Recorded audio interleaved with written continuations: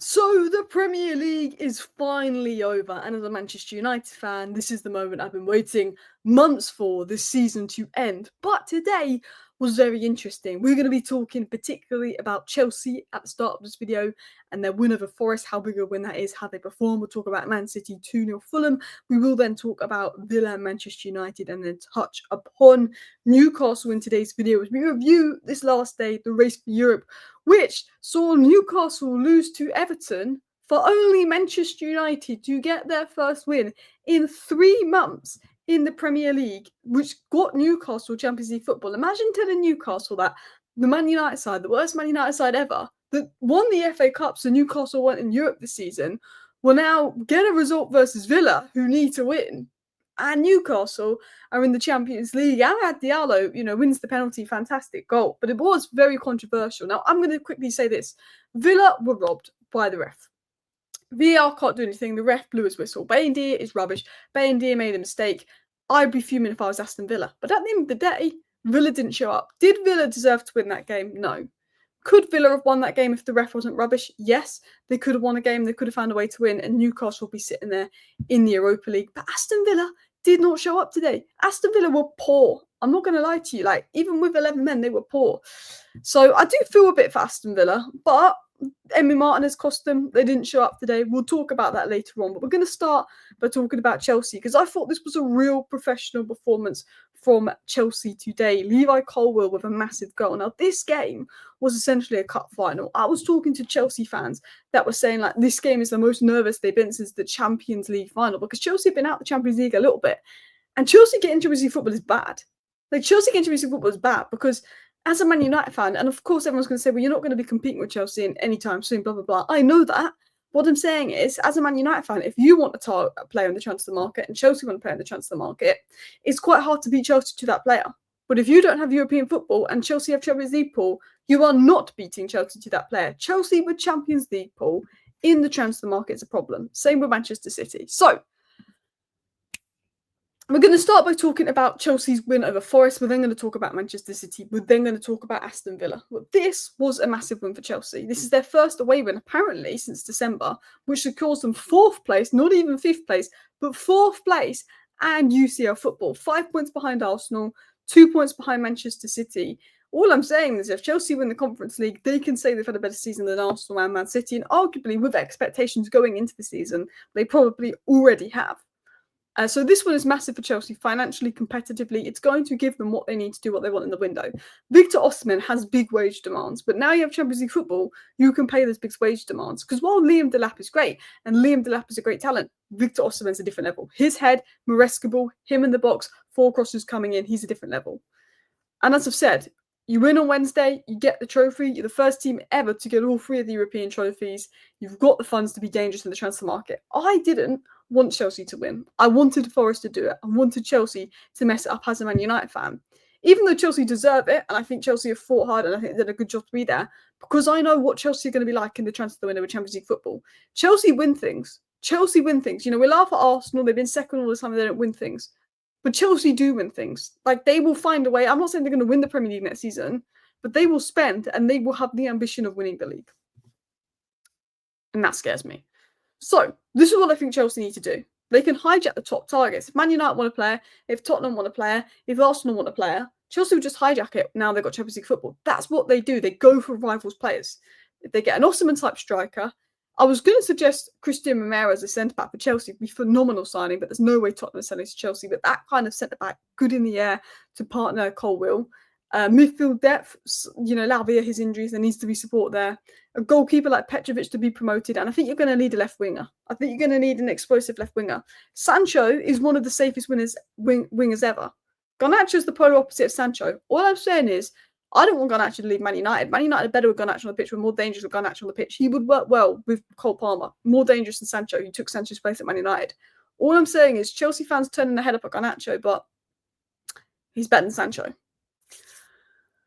So, what was my thoughts on today's game from Chelsea? I thought Colwill, obviously scoring the winner, has stepped up in these final months. I think Colwill started well. You saw his passing, you saw his ability playing out. Then he was really poor.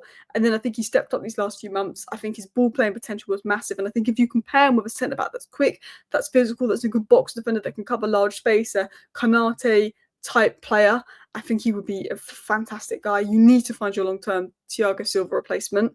Obviously, Moises Caicedo, 38 starts, first Chelsea midfielder to do so since Lampard. He's Chelsea's player of the season. He's been a monster this season. Every single game I've watched Caicedo play, he's been a beast. He's been a monster. He's been everywhere. Interceptions, tackles. He's good on the ball. He's good in possession. He's press resistant. He can recycle possession. I'm a Man United fan. Both games against Chelsea, Caicedo was man of the match. It was like Man United versus Caicedo. The running he does, there's three men in there. Reece James looking sharp, even as a rival. It's good to see him back. He's looking good. Again, the term for the goal when Cucurella scored against Man United, its importance today is leadership. Good defender, good attacking player, quality player, got free kicks in him.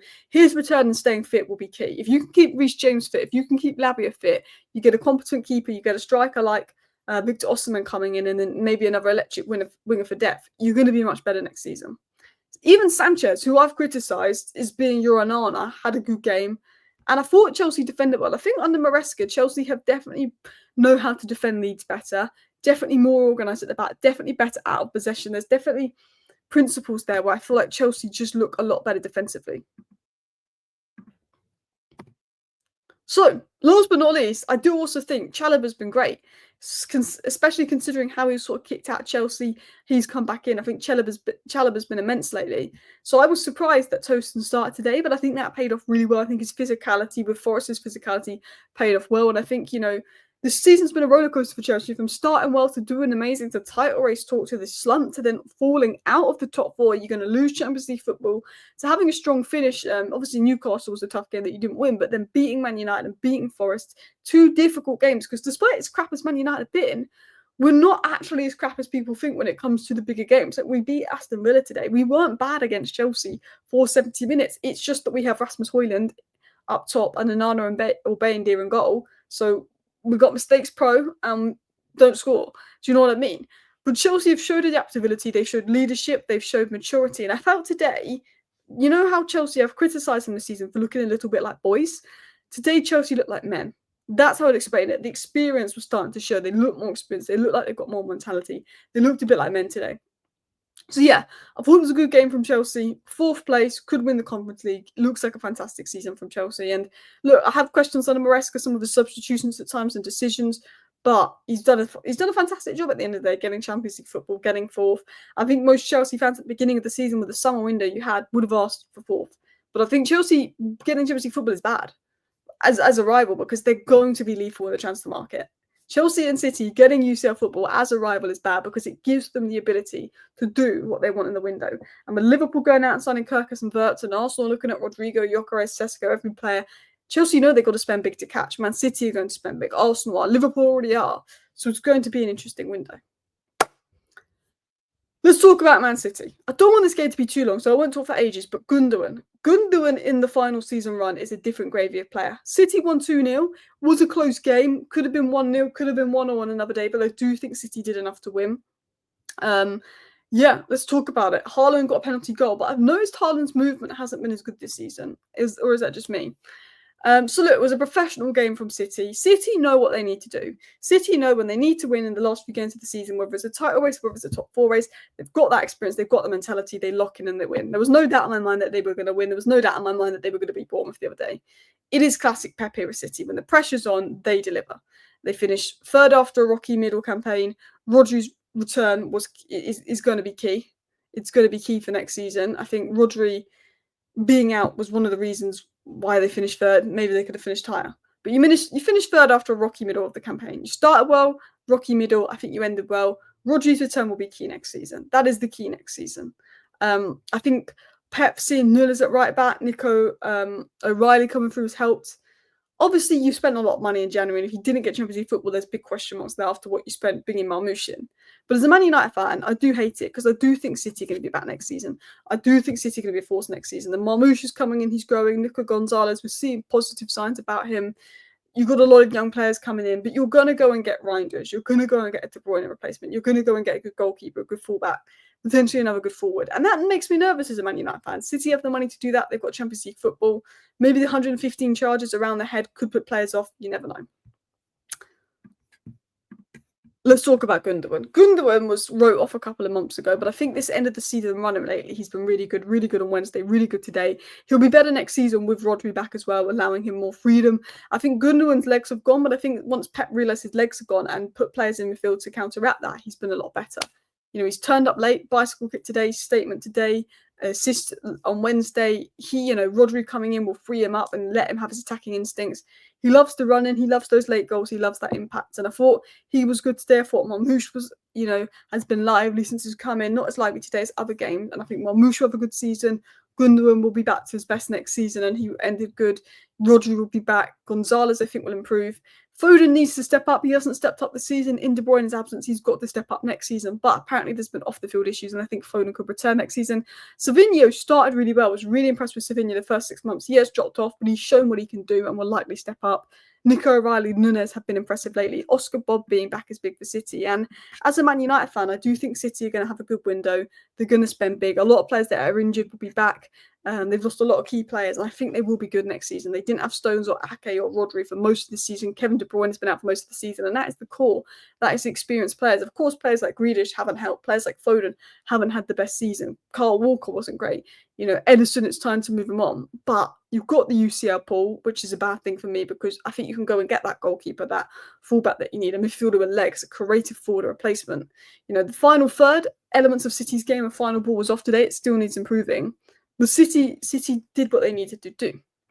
Which brings us into Manchester United versus Villa, which actually was like one of the most unpredictable games because I actually predicted Man United to lose 3-0. As a Man United fan, I'm happy that we won, but I'm also mad that it took us all season to show up. Maybe it's pressure. Pressure's big. Villa had the pressure. Villa needed to win today. We had nothing to play for. It was an all-time low. And we dropped our best performance in the league of the season. Maybe the Everton 4-0 win under Amram was better, but we haven't played that good in 3 months. Of course, in the 2 games versus Nottingham Forest that we lost, we arguably did enough to win those games, and we had been unlucky. But we haven't seen Man United actually play well like this for a very, very long time. And we showed up from minute 1, and Martinez got sent off in the 40th or 45th minute, right at the end of the first half, which helped. But we were all over Villa. We were unlucky not to be 2-0 up when they had 11 men on the pitch. We were unlucky not to be 3-0 up when Morgan Rogers scored that goal. We've hit the post, we've been wide a couple of times. Hoyland's touch let him down when he was late. Really good chance was laid in for him. And Emi Martinez was an idiot. And there's going to be talk. I feel for Villa. That's going to cost them. They need it. They've got a high wage bill. They needed Champions League financially. It's going to cost them. And I do feel a bit for Villa because the ref got his decision wrong. It was never in Bayendi's hands, but he blew the whistle. VAR can't do anything. Man United got away with one. But Man United deserved to win today. Yes, Villa are unlucky. Yes, Villa got robbed. But Manchester United 100% were the better team. They deserved to win that game with 10 men with 11 game on the pitch. I thought Manchester United were excellent. I'm pretty sure Villa only had like 1 shot on target at that point in the game anyway, before the thing was disallowed. If you look at like the statistics, United had 24 shots to Villa's 6. United had 10 shots on targets to Villa's 1, 67% possession. I feel for Villa. They were robbed in that sense, but they didn't show up today and they had to win. Newcastle losing today is going to make Villa feel worse. It was out of Villa's hands, and the fact that Newcastle have lost, that's going to make it a lot worse for Aston Villa because it was completely out of their hands. But at the end of the day, Man United had just done Newcastle a favour. And whether Man United are like, well, we don't want Isak going to Liverpool or Arsenal. We know if Newcastle get Champions League, Isak isn't going anywhere. Maybe that's motivated United. United have now done more for Newcastle this season than us. We've helped Newcastle season more than our own. And I have no issue with Newcastle being in Champions League football. I did actually want Villa to get Champions League football because of Marcus Rashford, that situation, us needing to sell him. But Newcastle, look, I didn't watch the game versus Everton. Apparently it wasn't worth watching. Isak, I know he's not. I've been told that he's not been great the final few games. He's clearly carrying an injury. Joe Linton's a big miss. I know from watching Newcastle this season, they need squad depth. I don't know what the game versus Everton was like, but they probably need squad depth. They need investment. They've got Champions League football that's going to give Newcastle that investment to push on. Villa will probably go and win the Europa League, and that's a good trophy to win. I don't think it's a bad thing. But financially, yes, it was a disgrace for the ref. I'd be really upset if I was a Villa fan. But you can't just blame the ref. Look at Emi Martinez. Look at how bad your team were today. This is Manchester United with nothing to play for. And Man United looked like the team that were playing for Champions League football today. Anyway, thank you for watching. I might do a video tomorrow rounding up a whole season review and my thoughts on every team. Thank you for watching. See you next time. Bye.